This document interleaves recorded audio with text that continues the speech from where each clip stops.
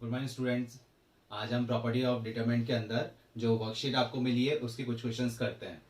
तो वर्कशीट आपको तभी करनी है जब आपने पूरे वीडियोस देख लिए प्रॉपर्टीज ऑफ डिटरमिनेंट्स के और प्रॉपर्टीज लर्न कर ली, कैसे किस टाइप के क्वेश्चंस कैसे किए जा रहे थे, कैसे प्रॉपर्टीज यूज की जा रही थी, वो हमने किए। उसके बाद ही आप वर्कशीट करना। अब वर्कशीट में से कुछ क्वेश्चंस हम ले रहे हैं, जैसे कि क्वेश्चन नंबर 6 है। तो क्वेश्चन नंबर 6 के अंदर क्या है, ये डिटरमिनेंट फॉर्म दे रखी है 1 log e जिसका बेस e है और वैल्यू e है। यहाँ log बेस 10 है 10 और ये 5 रूट 5 और e, ये डिटरमिनेंट फॉर्म दे रखी है। तो इसको सॉल्व करना है और 4 ऑप्शन दे रखे हैं। अब क्या सॉल्व करेंगे, कैसे सॉल्व करेंगे, प्रॉपर्टीज तो आपको पता ही है, उसके अकॉर्डिंग सॉल्व करना है। तो क्या कर रहे हैं इसके अंदर, अब लॉगरिथम, ये बाकी सारे तो नंबर फॉर्म में दे रखे हैं, ये लॉगरिथम फॉर्म में है। तो क्या कर लें, log e और वैल्यू भी e है, तो log, हमको पता है बेस a सम ये होता है, जिसका बेस और वैल्यू जब सेम है तो कंडीशन क्या आ जाएगी 1, मतलब a की पावर 1 थी तो आंसर कितना आया a। ये हमने लॉगरिथम प्रॉपर्टीज के अंदर सीखा था।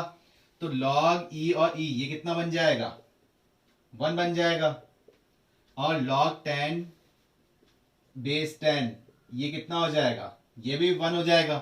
तो ये वैल्यू तो कितनी हो गई, इसको जब सॉल्व कर रहे हैं तो 1 है ही, ये भी 1 आ गया, ये भी 1 आ गया, ये 5 हो गया, ये पाए, ये रूट 5 और ये e हो गया।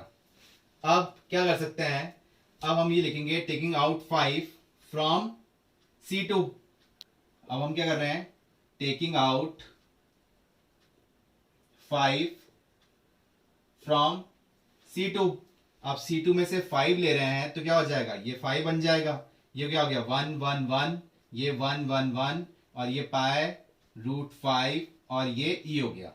अब दो कॉलम सेम है तो इसका डिटरमिनेंट क्या आ जाएगा, 0 आ जाएगा, क्योंकि C1 and C2 are identical. Therefore क्योंकि C1 and C2 are identical, identical का मतलब क्या हो जाएगा, सेम हो गई, C1 और C2 कॉलम सेम हो गई, इसलिए इसका डिटरमिनेंट क्या आ गया, 0 आ गया। तो इस टाइप से हमने क्वेश्चन नंबर 6 किया। नेक्स्ट क्वेश्चन है वर्कशीट का, क्वेश्चन नंबर 7 है क्या कि if a not equal to b not equal to c, ये तीनों ही आपस में इक्वल नहीं है, देन वैल्यू ऑफ x क्या होगी जो कि सेटिस्फाई कर रही है इस इक्वेशन फॉर्म से, मतलब इस डिटरमिनेंट से जो इक्वेशन आ रही है उसको सेटिस्फाई कर रही है। और किसको इक्विवेलेंट दे रखी है, 0 के लिए इक्विवेलेंट, मतलब ये डिटरमिनेंट किसके इक्विवेलेंट दे रखा है, 0 के इक्विवेलेंट। और 0 कब आता है, कोई भी दो रो या दो कॉलम सेम होती है तब, या फिर किसी भी रो या कॉलम को हम पूरा 0 बना दें तब। तो इनके 4 ऑप्शन दे रखे हैं, या तो x इक्वल टू 0 है, या x इक्वल टू a है, या x इक्वल टू b है, या फिर x इक्वल टू c है। तो या तो आप इसको पूरा डिटरमिनेंट मेथड से सॉल्व कीजिए कि 2 3 0 हमारे पास ऑलरेडी डिटरमिनेंट फॉर्म में है, तो आप डायरेक्ट इसको एक्सपेंड कर सकते हैं। कैसे, फर्स्ट रो फर्स्ट कॉलम, फिर फर्स्ट रो सेकंड कॉलम, फिर फर्स्ट रो थर्ड कॉलम, उसके अकॉर्डिंग सॉल्व कर लीजिए। वहां से आपकी जब इसको 0 के इक्विवेलेंट करेंगे तो वहां से आपकी x की वैल्यू आ जाएगी। ये एक मेथड तो आपको पता ही है। अब ट्रिकी के according, hit and trial method के अकॉर्डिंग कैसे कर सकते हैं कि 4 ऑप्शन हमको दे रखे हैं, तो ऑप्शन के अकॉर्डिंग कैसे कर सकते हैं कि चारों ऑप्शन सेटिस्फाई करा के देखते हैं कि किस से ये 0 बन रहा है। अगर मैं x की वैल्यू 0 पुट कर देता हूं तो 0 पुट करने से क्या बन जाएगा, ये तो 0 है, यहां 0 किया तो ये कितना बन जाएगा, माइनस का a, ये पुट किया तो कितना बन गया, माइनस का b, यहां पुट किया तो कितना बन रहा है a, ये 0 और ये माइनस का c। ऐसे यहां 0 कर रहा हूं तो ये कितना हो गया b c 0, ये डिटरमिनेंट फॉर्म बन गई। अब इसको सिंप्लीफाई कर लेते हैं, क्योंकि कुछ भी ऐड या सेपरेट हम कर रहे हैं तो अदर जो टर्म्स दे रखी हैं वो 0 नहीं बन पा रही हैं। तो क्या करें इसमें, अब क्या कर सकते हैं, हम इसका डायरेक्ट डिटरमिनेंट निकाल देते हैं। यहां से भी आप डायरेक्ट डिटरमिनेंट निकाल सकते थे, x की फॉर्म में इक्वेशन आती, उसको 0 इक्विवेलेंट करते हैं तो x की वैल्यू इन 4 में से मिल जाती है हमें। अब यहां पर भी हम एक्सपेंड कर लेते हैं, तो क्या कर रहे हैं कि फर्स्ट रो के अकॉर्डिंग एक्सपेंड along R1 के अकॉर्डिंग एक्सपेंड कर रहे हैं हम, तो क्या फर्स्ट रो फर्स्ट कॉलम, तो वो तो 0 हो जाएगा, फर्स्ट रो फर्स्ट कॉलम वो तो क्या आ जाएगा, 0 हो जाएगा। फिर minus minus minus plus a first row second column, तो a into 0 0, minus minus plus c into b bc, तो ये हो जाएगा bc। ठीक है, अब first row third column, minus का बी, फिर ए इंटू सी हो रहा है, ये तो जीरो हो जाएगा, तो ये हो गया ए सी। तो ए बी सी माइनस का बी ए सी, मतलब सेम टर्म है, कट गए ये दोनों टर्म, क्या आ गया, जीरो आ गया। तो x इक्वल टू जीरो से ये सेटिस्फाई हो रहा है। आप चाहे चेक कर लेना, x इक्वल टू ए से, बी से, सी से ये सेटिस्फाई नहीं कर रहा, किससे कर रहा है, x इक्वल टू जीरो से ही कर रहा है। तो दो तरीके से किया हमने इसको। एक तो क्या कर सकते हैं कि डायरेक्ट जो आपको डिटरमिनेंट फॉर्म आती है कि ऑलरेडी 3 जीरो इस डिटरमिनेंट फॉर्म में है और फर्दर सिंप्लीफाई करने की जरूरत है नहीं, आप डायरेक्ट डिटरमिनेंट निकाल लें, उससे x की फॉर्म में इक्वेशन आएगी और उसको जीरो के इक्विवेलेंट कर लें, उससे x की वैल्यू आ जाएगी इन चारों में से, वही जीरो ही आएगी जो कि सेटिस्फाई कर रही है इक्वेशन को। और एक हमने क्या किया कि x की वैल्यू इन चारों ऑप्शन में से ले ली, हिट एंड ट्रायल मेथड जो हम ऑप्शन के अकॉर्डिंग खेलते हैं। क्या कर लिया, जीरो के पुट कर दी x की जगह, तो जीरो जब पुट किया तो डिटरमिनेंट का आंसर क्या आना चाहिए, जीरो आना चाहिए। तो जब जीरो पुट किया तो डिटरमिनेंट क्या दे रहा है, जीरो आंसर दे रहा है। ऐसे ही अब चाहे आप ए पुट करके देख लो, बी पुट करके देख लो, सी पुट करके देख लो, ये आंसर जीरो नहीं देगा। फॉर एग्जांपल हम ए पुट करके देख रहे हैं, तो ए पुट करने से क्या दिया हमको, ये तो जीरो हो गया, यहां पर ये भी जीरो हो गया, ए माइनस ए, और ये क्या हो जाएगा, ए माइनस का बी। यहां पुट किया तो कितना हो जाएगा, 2a, और ये जीरो, और ये हो जाएगा a माइनस का c।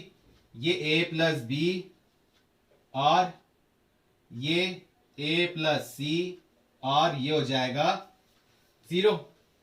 अब अगर हम सॉल्व करते हैं इसके अकॉर्डिंग, इसकी डिटरमिनेंट के अकॉर्डिंग सॉल्व करते हैं, तो क्या हो जाएगा, जीरो से मल्टीप्लाई कर रहे हैं तो जीरो हो गया, यहां जीरो से मल्टीप्लाई कर रहे हैं तो ये भी जीरो हो गया। अब यहां a माइनस बी से कर रहे हैं, तो a माइनस बी को मल्टीप्लाई करेंगे किससे, twice of this, twice of A plus C, और ये तो जीरो हो गया। तो ये जीरो बन पा रहा है क्या, नहीं बन पा रहा, ये तो ए बी सी में इक्वेशन आ गई, तो हमको चाहिए क्या था, आंसर जीरो आना चाहिए। तो वो आंसर जीरो किससे आ रहा है, सिर्फ x इक्वल टू जीरो से। ऐसे ही बी पुट करके देख लीजिए आप, चाहे सी पुट करके देख लीजिए, ऑप्शन के अकॉर्डिंग देखते हैं तो हमको चारों ऑप्शन क्रॉस चेक करने पड़ते हैं। तो आप करके देख लीजिए, इसका आंसर क्या आएगा, जीरो ही आएगा। नेक्स्ट क्वेश्चन, 11th क्वेश्चन है वर्कशीट का। क्या है कि आयटा फॉर्म में दे रखा है 1 plus eta, 1 minus eta, eta 1 minus eta, eta 1 plus eta, eta 1 plus eta 1 minus eta, ये डिटरमिनेंट फॉर्म दे रखी है और सॉल्व करना है।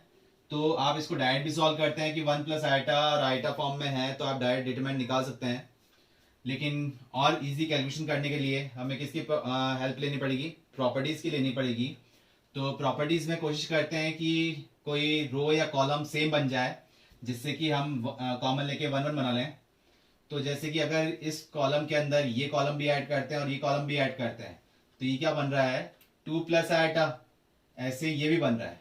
तो हम क्या कर रहे हैं, हम C1 में चेंज कर रहे हैं, क्या, C1 plus C2 plus C3, C1 में तीनों कॉलम ऐड कर रहे हैं, तो क्या हो जाएगा, 1 प्लस आयटा और 1 माइनस आयटा, तो आयटा आयटा कट गया, 2 बचा और आयटा, तो ये आ गया 2 प्लस आयटा, और ये 1 minus eta plus eta, eta eta cut गया, ये भी 2 प्लस आयटा हो गया, और ये भी कितना हो जाएगा, eta 2 eta, eta eta eta cancel out हो गए, ये भी हो गया 2 प्लस आयटा, इसमें तो हो गया।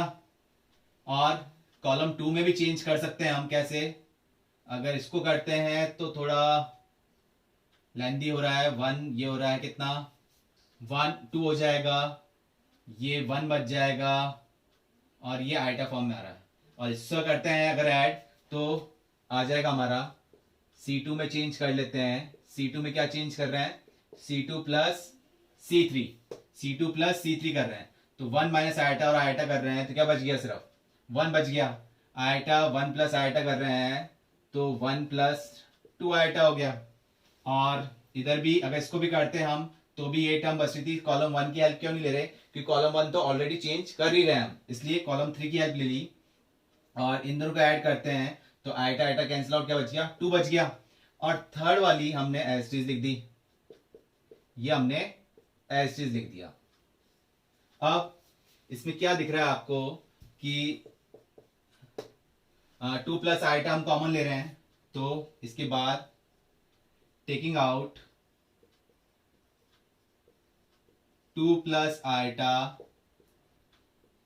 फ्रॉम C1 में से लिया तो ये तो 2 प्लस आइटा हो गया, अंदर क्या बच गया 1 1 1, ये हो गया 1 1 plus 2 eta 2 eta 1 plus eta और ये हो गया 1 माइनस का आइटा।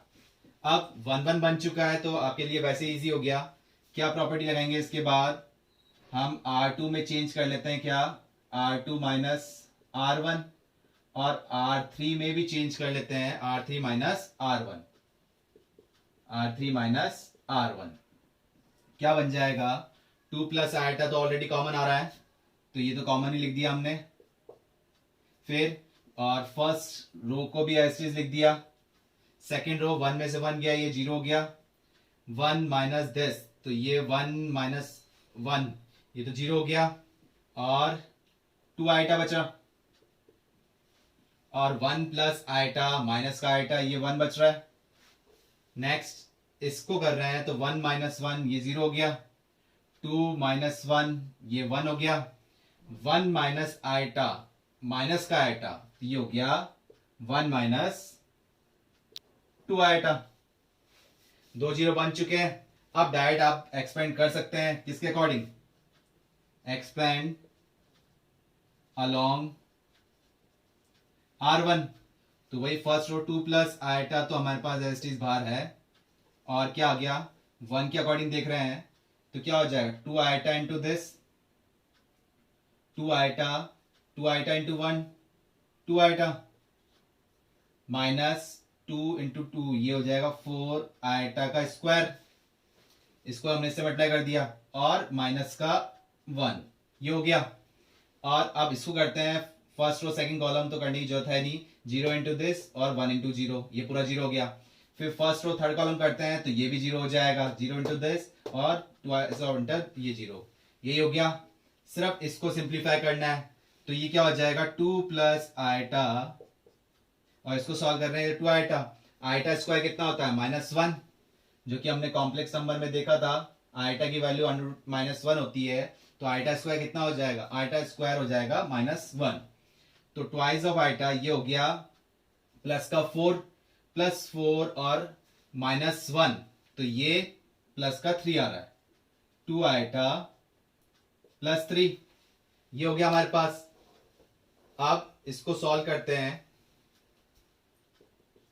क्या आ रहा है तो इसका हम जब फॉर्मूला लिख रहे हैं कितना हो जाएगा 2 इंटू 2 4 आइटा हो गया और ये 6 हो जाएगा और ये eta into eta eta square मतलब के माइनस का 2 और ये हो गया हमारे पास कितना प्लस का 3 आइटा ये हो गया हमारे पास। तो इससे क्या आ रहा है 4 आइटा प्लस 3 आइटा ये तो हो गया 7 आइटा और ये हो गया प्लस का 4 तो ये ऑप्शन है हमारे पास तो इस ऑप्शन को टिक कर लेंगे। ये था हमारा वर्कशीट का क्वेश्चन नंबर 11। जैसे ही क्वेश्चन नंबर 25 है बी स्क्वायर प्लस सी square B square C square ए स्क्वायर सी स्क्वायर प्लस ए स्क्वायर सी स्क्वायर ए स्क्वायर बी स्क्वायर और ए स्क्वायर प्लस बी स्क्वायर और 4 ऑप्शन दे रखे हैं वर्कशीट में देखना आप 25 क्वेश्चन के अंदर।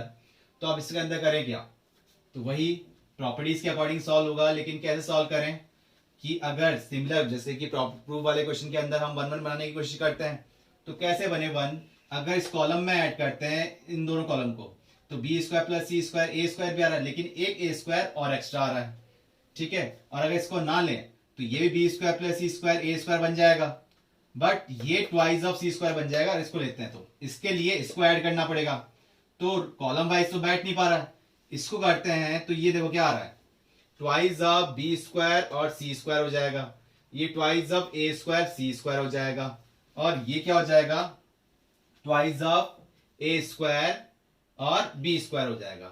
तो इससे 2 तो कॉमन आ रहा है और क्या कर सकते हैं तो देखा जाए तो अगर अब ये इतने टर्म है इससे बैठ नहीं पा रहा है तो इसको शॉर्ट करने की कोशिश करते हैं कि 1 1 तो फॉर्म बन नहीं पा रही, अब हटाने की कोशिश करते हैं डायरेक्ट 0 बनाने की कोशिश करते हैं कि कुछ तो रिमूव हो रहा हो तो कैसे बी स्क्वायर प्लस सी स्क्वायर। अब इसमें से ये वाली टर्म माइनस कर दो तो बी चल जाएगा बी स्क्वायर चल जाएगा और ये भी माइनस कर दो तो सी स्क्वायर चल जाएगा तो और कॉलम माइनस करता तो कुछ फर्क मिल नहीं रहा था मुझे, तो क्या कर रहे हैं, स्टार्ट करते हैं। आईआईटी में आया हुआ क्वेश्चन है हमारे पास, स्टार्ट करते हैं। क्या कि R1 में चेंज कर रहे हैं, R1 माइनस R2 माइनस का R3। फर्दर सिंप्लीफाई किया इसको तो बी स्क्वायर प्लस सी स्क्वायर में से ये दोनों माइनस हो गए तो ये तो जीरो बन गया। ए स्क्वायर में से सेपरेट हुआ तो ए स्क्वायर तो गया, माइनस का सी स्क्वायर बच रहा है, और ये भी सेपरेट हो गया तो ये बन गया माइनस का 2c स्क्वायर। यहां पर ए स्क्वायर में से माइनस बी स्क्वायर हो गया, माइनस बी स्क्वायर और ये माइनस और ए स्क्वायर तो कट जाएगा तो ये बच जाएगा माइनस का 2b स्क्वायर। ये किया हमने। अब B square C square plus ए स्क्वायर, ये हो गया बी स्क्वायर, ये सी स्क्वायर और ये सी स्क्वायर, ये हो गया ए स्क्वायर प्लस बी स्क्वायर हो गया। अब आपको दिख रहा है कि ये -2 कॉमन आ रहा है हमारे पास, तो इसको हम ले लेते हैं क्या कि टेकिंग आउट -2 फ्रॉम किस में से ले रहे हैं, R1। तो इसके बाद स्टेप लिख लेते हैं हम इसके बाद ही, टेकिंग आउट, और इसी में कर लेते हैं टेकिंग आउट -2 फ्रॉम R1 में से -2 लिया तो ये बाहर आ गया -2, यहां हटा लेते हैं, ये -2 हट गया। अब क्या कर सकते हैं इसके अंदर, ये तो जीरो बन चुका है, और क्या जीरो बनाने की कोशिश कर रहे हैं कि कॉलम में से करने का कोई मतलब नहीं हो रहा, अगर रो में से करते हैं तो ये स्क्वायर में से माइनस हो जाएगा सी स्क्वायर, ये सही रहेगा। अब कर लेते हैं इसमें क्या, R2 में तो चेंज कर लेते हैं क्या कि R2 माइनस का R1, और R3 में इससे B हो जाएगा, इससे A बच जाएगा। इसमें भी कर लेते हैं, R3 में चेंज करते हैं R3 माइनस का R1, ये कर लेते हैं। तो देखिए क्या आ रहा है, -2 तो बाहर है, और 0 ये सी स्क्वायर, क्योंकि R1 में तो कुछ किया ही नहीं हमने, ऐसे लिख दिया, B square -0 B square, C square में से माइनस हुआ तो सिर्फ क्या बच गया, ए स्क्वायर, ये कट गया, ये 0 हो गया, सी स्क्वायर में से 0 गया, सी स्क्वायर माइनस सी स्क्वायर 0 हो गया, और इसमें से गया तो ये कितना बच गया, ए स्क्वायर बच गया। अब एक डिटरमिनेंट के अंदर 3 जीरो आपके पास आ चुके हैं, आप फर्दर और प्रॉपर्टीज लगा सकते हैं, लेकिन इतना टाइम वेस्ट करने की जरूरत है नहीं, हम डायरेक्ट डिटरमिनेंट निकाल सकते हैं जब हमारे पास इतने जीरो आ चुके हैं। तो अब एक्सपेंड कर रहे हैं किसके अकॉर्डिंग, एक्सपेंड अलोंग R1। क्या एक्सपेंड कर रहे हैं, वही फर्स्ट रो फर्स्ट कॉलम, -2 तो एस बाहर है ही। अब 0, ये फर्स्ट रो फर्स्ट कॉलम 0 वाला हो गया, करने की जरूरत है ही नहीं। सेकेंड माइनस के लिए लेंगे सी स्क्वायर, तो C square first row second column के लिए सी स्क्वायर आ गया माइनस में, तो B square into A square, ये तो हो गया B square into A square, और माइनस का 0। फिर लास्ट में बी स्क्वायर के लिए जब लेंगे, बी स्क्वायर के लिए टर्म लेंगे तो क्या हो जाएगा, ये बी स्क्वायर और ये तो 0 हो गया, और ये ए स्क्वायर सी स्क्वायर हो गया माइनस में, तो माइनस में ए स्क्वायर सी स्क्वायर हो गया। इसको सिंप्लीफाई कर रहे हैं तो कितना आ गया, -2, ये माइनस का ए square B square C square, और ये भी माइनस का ए square B square C square, तो ये हो गया माइनस का 2 ए स्क्वायर बी स्क्वायर और सी स्क्वायर। तो मल्टीप्लाई किया तो कितना आ गया, 4 times of A square B square और सी स्क्वायर, ये आंसर आ गया हमारा। तो इसमें ऑप्शन ये था 4a square B square C square, और ऑप्शन भी थे जिसमें 4a square B square C square आया, वो हमारा ऑप्शन क्लियर हो गया। तो ये एक आईआईटी में आया हुआ क्वेश्चन था जो आपने सॉल्व किया, देखा किस टाइप से आपने किया कि कोई प्रॉपर्टी नहीं लग पा रही है, तो हमने क्या करा, जीरो बनाने की कोशिश करी कि कोई ना कोई एलिमेंट जीरो बन जाए, और मैक्सिमम जीरो बनाने की कोशिश करी कि उसके अकॉर्डिंग जब अटक रहे हैं तो हम लास्ट में क्या कर देते हैं, उसका डिटरमिनेंट निकाल देते हैं। लेकिन कुछ तो सॉल्व कर रहे हैं, उसको प्रॉपर्टीज बना के जीरो तो हम बना ही सकते हैं, रो ऑपरेशन में ही हमने किए थे, तो कुछ एलिमेंट तो जीरो बनाने की कोशिश करें, और लास्ट में अगर नहीं हो पा रहा है तो डायरेक्ट डिटरमिनेंट आप निकाल सकते हैं। लेकिन शुरू में जब आप डिटरमिनेंट निकालेंगे तो हो सकता है कैलकुलेशन मिस्टेक हो और सॉल्व नहीं हो पाए। इसी क्वेश्चन को हम दूसरी तरीके से भी कर सकते हैं, कैसे कि जब इस टाइप क्वेश्चन आए तो आप हिट एंड ट्रायल मेथड भी ले सकते हैं। जैसे कि 4 ऑप्शन जो है, अब हम देखते हैं कि अब ए बी सी 3 टर्म है इसके अंदर ए बी सी, तो हम सीक्वेंस में ले लेते हैं, ट्रिक के अकॉर्डिंग क्या ले लें कि ए की वैल्यू तो 1 ले लेते हैं, बी 2 ले लेते हैं, और सी 3 ले लेते हैं। एक काम करते हैं, ए की वैल्यू 1, बी की वैल्यू 2 और सी की वैल्यू क्या ले ली, 3 ले ली। उसके अकॉर्डिंग आप सॉल्व कीजिए तो देखिए क्या आंसर आ रहा है हमारे पास। उसके अकॉर्डिंग देखते हैं, इसको रब करते हैं। आप इस टाइप से भी क्वेश्चन को सॉल्व कर सकते हैं, लेकिन वही है कि ऑप्शन जो पुट करना है आपको वो सही तरीके से करना है। वैसे तो मोस्टली केसेस में a equal to 1, b equal to 2, c equal to 3 और x वाली टर्म है तो x इक्वल टू 0 या 1 करने से आपका आंसर आ जाता है। मोस्टली तो 0 करने से ही आता है। तो देखते हैं इसको। अगर 1 लिया, b की वैल्यू कितनी थी 2, तो 4 प्लस 9 ये तो 13 हो गया। और ये कितना था, a स्क्वायर 1 हो गया, a स्क्वायर 1 हो गया। b स्क्वायर, b कितना था 2 तो ये हो गया 4, c स्क्वायर 3 था ये हो गया 9 और ये था c स्क्वायर 9 प्लस 1 ये हो गया 10, c स्क्वायर मतलब कि 9 और b स्क्वायर 4 और a square plus b square. a square कितना था हमारे पास 1 और b स्क्वायर कितना था 4, ये हो गया हमारे पास 5। ये हमारी एक डिटरमिनेंट फॉर्म हो गई। इसका डिटरमिनेंट निकालते हैं तो क्या डिटरमिनेंट आएगा, और इजी कर सकते हैं आप। तो कैसे करें इसको, जैसे कि ये 1 1 तो है ही ऑलरेडी, 5 टाइम्स ऑफ करके आप निकाल सकते हैं इसको, कि इसको 5 से मल्टीप्लाई कर लें और आप 2 0 बना लेंगे, या अदरवाइज आप डायरेक्ट डिटरमिनेंट निकाल सकते हैं। तो कैसे भी कर लें, हम डायरेक्ट डिटरमिनेंट निकाल लेते हैं, इसमें टाइम वेस्ट क्यों करें कि इस पूरी न्यूमेरिक टर्म ही है। तो 13 क्या आ जाएगा 50 माइनस का 36, फिर माइनस 1 20, 4 9 जा 36, फिर प्लस का 1 और 36 माइनस का 90, ये हो गया। इसको सॉल्व कीजिए, क्या आ रहा है 13, ये हो गया 15 माइनस 36 ये हो गया 14, माइनस का 16 माइनस माइनस प्लस का 16 और एक 36 माइनस 90 ये हो गया हमारा माइनस का 54। तो 13 इंटू 14 करिए, कितना आ रहा है, ये हो जाएगा 182 प्लस 16 माइनस 54 मतलब कितना हो गया 198। ये हमारा हो जाएगा 198 माइनस का 54 जब हम कर रहे हैं तो 441, ये आ गया 144 आंसर।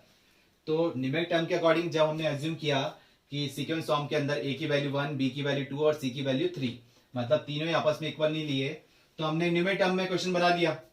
तो जब इस टाइप का क्वेश्चन आए तो आप ऐसे कर सकते हैं ट्रिक के अकॉर्डिंग, लेकिन ऑप्शन से आपको मैच करना है। अब 4 ऑप्शन में आपको चेक करना है कि वो चारों ही option A B C form में है, तो ए की वैल्यू वहां 1 पुट कीजिए, बी की वैल्यू 2 पुट कीजिए और सी की वैल्यू 3 पुट कीजिए। देखिए कौन सा ऑप्शन सेटिस्फाई कर रहा है। कोई एक ही ऑप्शन सेटिस्फाई कर रहा है तो आपका डायरेक्ट आंसर आ गया। अगर 2 ऑप्शन कर रहे हैं तो आप इनकी वैल्यू चेंज करके देखिए, वो मिल रहा है। अदरवाइज आपने जो अभी इससे पहले वाला मेथड देखा वही मिलेगा, अपन को उसी अकॉर्डिंग सॉल्व करना पड़ेगा। तो इसको हमने जब सॉल्व किया तो आंसर कितना आया था 4a स्क्वायर, बी स्क्वायर और सी स्क्वायर। एक बार इसको ही चेक कर लेते हैं। तो 4 a की वैल्यू 1, b की वैल्यू 2 तो ये हो गया 4 और c की वैल्यू ये 9, तो ये हो जाएगा हमारे पास 36 इंटू 4, 4 6 4 और ये 12 144 और इसका आंसर कितना आता 144।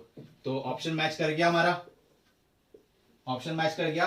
तो आप इसे as a hit and trial method भी आप कर सकते हैं, लेकिन वही चारों ऑप्शन आपको क्रॉस चेक करने पड़ेंगे। अगर एक ही ऑप्शन आ गया तो वो आपका आंसर हो ही जाएगा। अगर 2 ऑप्शन आ रहे हैं तो आपको इनकी वैल्यू थोड़ी चेंज करनी पड़ेगी, क्रॉस चेक करना पड़ेगा उन्हीं 2 ऑप्शन को। अगर 2 ऑप्शन मिल रहे हैं और अगर एक ही मिल रहा है तो फाइनल आंसर हो ही गया। और अगर फिर भी नहीं मिल पा रहा, दिक्कत आ रही, तो इससे पहले वाला मेथड जो हमने किया प्रॉपर्टीज वाइज, आप वही फॉलो कीजिए। नेक्स्ट क्वेश्चन देखते हैं अपन इसके अंदर, जो कि क्वेश्चन नंबर है 37 वर्कशीट का। इफ, ये इफ है, if p lambda two the power 4 plus q lambda Q plus r lambda square plus s lambda plus t, ये टी हमारे पास है इज इक्वल टू एक डिटरमाइंड फॉर्म दे रखी है क्या कि lambda square plus 3 lambda, lambda plus 1, lambda minus 3, lambda minus 1, 2 minus lambda, lambda plus 4 और यह लैम्डा प्लस 3, लैम्डा माइनस 4 और 3 लैम्डा। तो अब क्या करना है, इसके अंदर वैल्यू जो है आपको टी की वैल्यू फाइंड आउट करनी है। इस क्वेश्चन के अंदर क्या फाइंड आउट करना है, टी की वैल्यू फाइंड आउट करनी है आपको, और कुछ भी गिवन नहीं है। और 4 ऑप्शन दे रखे हैं जो भी कांस्टेंट फॉर्म में दे रखे हैं, तो वो हमको निकाल। तो इसके अंदर जब भी इस टाइप का क्वेश्चन आए तो आपको ध्यान रखना है कि जैसे ये इक्वेशन एक फॉर्म दे रखी है, तो ऐसे ही आपने क्वाड्रेटिक इक्वेशन में क्वेश्चंस किए थे क्या कि जो भी फॉर्म ये ऑलरेडी या स्ट्रेट लाइन में आपने किया था कि एक इक्वेशन आपको दे रखी है और दूसरी एक फॉर्म में दे रखी है, तो उसको भी इसी फॉर्म में ले आते थे और कंपेयर करते थे। तो इसमें भी आप ऐसे करते हैं कि एक इक्वेशन तो दे रखी है, इसको आप डिटरमिनेंट मेथड से निकाल लीजिए, जो कि थोड़ा लेंथी पड़ेगा। डिटरमिनेंट मेथड आप निकाल सकते हैं, ट्राई करिएगा। तो वही प्रॉपर्टी के अकॉर्डिंग या फिर डायरेक्ट एक्सपेंड कर लीजिए।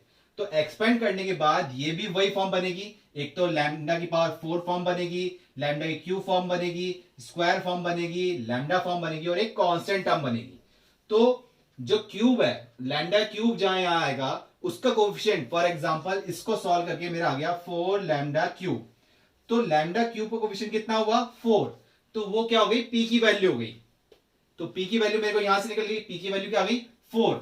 ऐसे ही लैम्डा जैसे 3 लैम्डा आ गया, तो लैम्डा कोफिशिएंट क्या हुआ यहाँ पर 3 और यहां लैम्डा कोफिशिएंट कितना है एस, तो एस की वैल्यू कितनी हो जाएगी 3। तो इस टाइप से आप क्वेश्चन को सॉल्व करेंगे, जो कि थोड़ा लेंथी हो जाएगा। आप इसको डायरेक्ट कर सकते हैं। जब भी इस टाइप का क्वेश्चन आए तो आप क्या कर लेंगे कि कांस्टेंट वैल्यू जब आपको निकालनी है तो आप क्या कीजिए, जो ये लैम्डा लैम्डा फॉर्म आ रही है इसकी हमको वैल्यू चाहिए ही नहीं, मतलब ही नहीं है, और अगर चाहिए होती तो हम उस टाइप से निकाल लेते, ठीक है। और या फिर हम डिफरेंशिएट करके निकालते, जो थोड़ा लंबा जा रहा है, लेकिन इसमें कांस्टेंट चाहिए तो हम कैसे निकाल लेते हैं कि लैम्डा की वैल्यू क्या करते हैं, 0 कर देते हैं। लैम्डा की वैल्यू क्या कर दी, हीट एंड ट्रायल मेथड के अकॉर्डिंग लैम्डा की वैल्यू क्या कर दी, 0 कर दी। तो ये सारे तो 0 हो गए, क्या बचा, सिर्फ टी बचा। और यहां जब 0 पुट कर रहे हैं तो क्या हो गया, 0 -1 3 1 2 माइनस का 4 -3 4 और ये तो 0 हो जाएगा। ये हमारे पास टर्म आ गई कि लैम्डा की वैल्यू जब यहां पुट करी तो हमारा क्या फॉर्म आ गई, इस फॉर्म में आ गया। अब तो डायरेक्ट आप डिटरमिनेंट निकाल सकते हैं। कैसे, टी की वैल्यू क्या आ जाएगी, 0 से मल्टीप्लाई करेंगे तो वो तो 0 हो गया, फिर माइनस माइनस माइनस प्लस 1 हो गया, क्या हो गया 1 × 0 माइनस, ये माइनस माइनस प्लस होंगे लेकिन फिर भी माइनस में रहा, तो ये माइनस का 12 हो गया। और फिर 3 के लिए कर रहे हैं, 4 + 6 ये हो गया। तो कितना आ रहा है, टी की वैल्यू माइनस का 12 और ये हो गया 10 प्लस का 30, तो 30 - 12 कितना हो गया 18। तो 18 आपका आंसर आ गया, टी की वैल्यू कितनी आ गई 18 आ गई। तो देखा आपने कितना इजी सॉल्व हो गया। न्यूमेरिक टर्म आ गई हमारे पास सारी, तो न्यूमेरिक का डिटरमिनेंट निकालना तो हमारे लिए वैसे ही इजी था, सिर्फ वेरिएबल फॉर्म में होता है तो थोड़ी दिक्कत आती है। और न्यूमेरिक का तो हमने डायरेक्ट निकाल लिया, तो हमको निकालनी टी की वैल्यू थी तो आपने निकाल लिया। और अगर इससे आपको दिमाग में नहीं आ रहा है तो आप इसको डिटरमिनेंट निकालिए प्रॉपर्टी के अकॉर्डिंग, या फिर डायरेक्ट डिटरमिनेंट निकालिए, जो कि इसी फॉर्म में मिलेगा आपको। लैम्डा क्यूब और ये सारी कंडीशन मिल जाएगी आपको कि लैम्डा क्यूब की वैल्यू जैसे यहाँ पर आ गई, लैम्डा 4 की वैल्यू वापस देख लेते हैं। जैसे इसको सॉल्व कर रहे हैं तो लैम्डा की पावर 4 ये आ गया 3, तो लैम्डा की पावर 4 क्या है यहाँ पर, पी है कोफिशिएंट, तो पी की वैल्यू क्या हो जाएगी 3, ये पी हो जाएगा हमारे पास। और अगर 9 लैम्डा स्क्वायर आ गया फॉर एग्जांपल यहां सॉल्व करके, तो लैम्डा स्क्वायर कोफिशिएंट कितना है यहाँ पर r, तो ये हमारे पास r हो जाएगा। तो इस टाइप से आप कंपेयर करके निकाल लेंगे। आप फिर भी एक बार x को एक्सपेंड करके देखना कि क्या फॉर्म बन रही है। और पहले तो इतनी लेंथी फॉर्म है, कोशिश करना कि कोई टर्म 0 बन जाए या थोड़ी सिंप्लीफाई हो पाए, ट्राई करिएगा। और फिर ये हीट एंड ट्रायल मेथड आप अप्रोच करना कि इस मेथड जब भी इस टाइप क्वेश्चन आए कांस्टेंट वैल्यू निकालनी है तो हम क्या ले रहे हैं, हम इसमें कि जो भी दे रखा है वेरिएबल फॉर्म उसको हमने क्या कर दिया 0 कर दिया और सॉल्व कर लिया। ध्यान रखिए क्वेश्चन आईआईटी में आया हुआ है, ये क्वेश्चन भी आपका